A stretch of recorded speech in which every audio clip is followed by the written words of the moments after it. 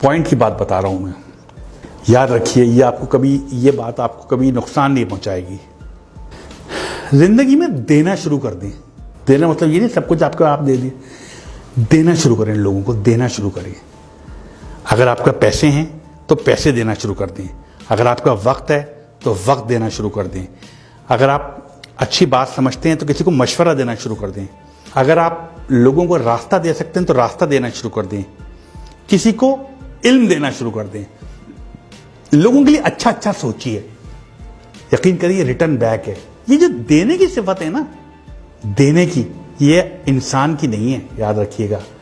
ये अल्लाह की सिफत है, देने की सिफत। वो देता है, लेता किसी से कुछ नहीं है।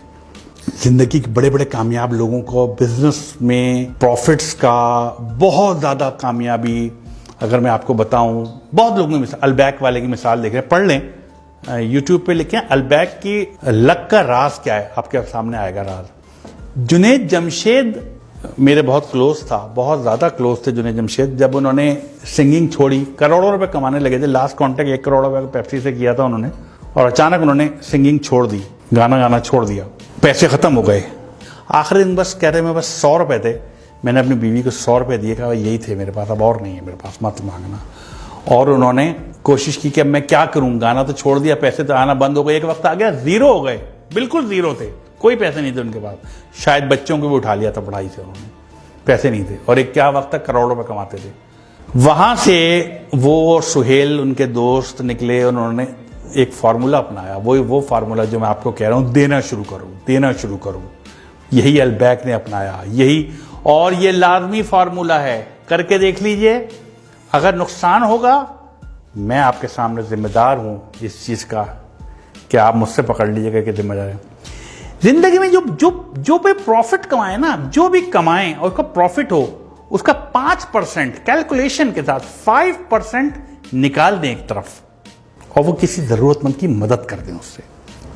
आप देखें वो 5%, 10% बढ़ने में, वो आपकी जो आमदनी है ना, वो बढ़ना शुरू हो जाएगी। आपके जो 5% जो निकाले ना, बढ़ने शुरू हो, क्योंकि 5% है, वो तो 95 तो बच रहा है, वो अब बढ़ने शुरू हो जाएंगे आपके। किसी भी बड़े बिजनेसमैन से पूछ लीजिए जिसने ये किया हो, जिसने ये किया है, उसने बहुत कमाया है। अपनी आमदनी में से कुछ इंसानों के लिए, बने इंसान के लिए निकाल दीजिए, जिनको जरूरत है आपके पैसों की।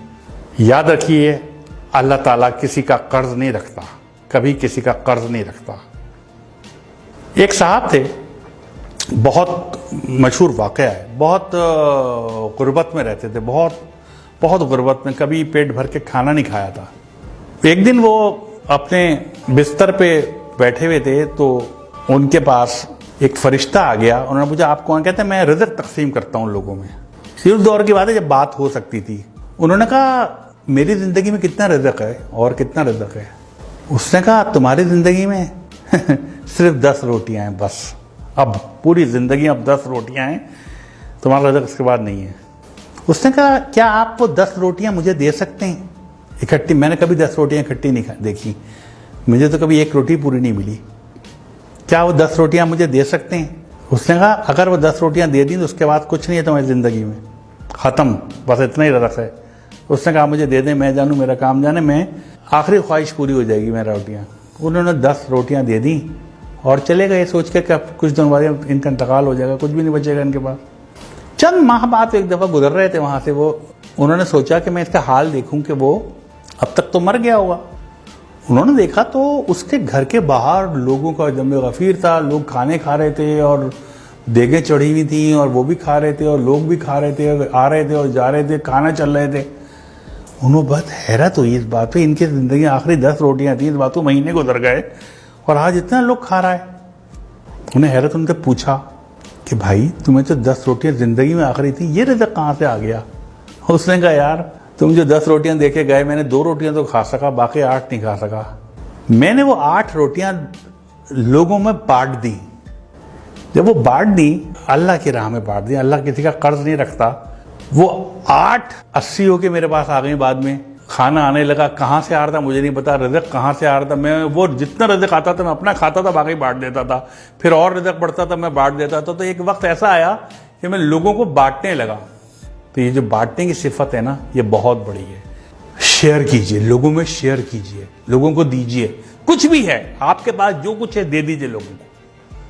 अगर आपको जानते हैं, लोगों में बांट दीजिए। अगर आप पैसे ज्यादा हैं, आपकी जरूरत से ज्यादा है, बांट दीजिए, दे दीजिए, लोगों को रास्ता दे दीजिए। ये जो अक्सर गाड़ी में आप जा रहे हो तो पीछे से हॉर्न दे रहा होता कोई आदमी, आप यकीन करें उसको रास्ता दे दें, आप अपने वक्त पे ही पहुंचेंगे, कभी लेट नहीं होंगे आप। याद रख लीजिएगा इस बात को। दे दीजिए रास्ता, जो जाने दीजिए। तो ये देने की सिफत आजमाएं, ये एक बहुत बड़ी चीज है, जैसे कहना चाहिए ना।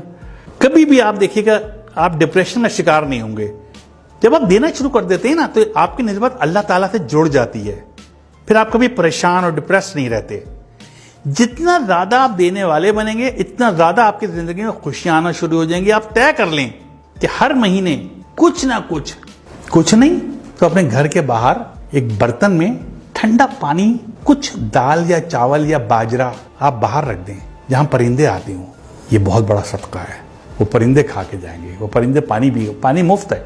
आप नेस्ले का मिनरल वाटर मत रखें, आप नल का पानी रख दें, वो मुफ्त है, वो पी के जाएंगे पानी।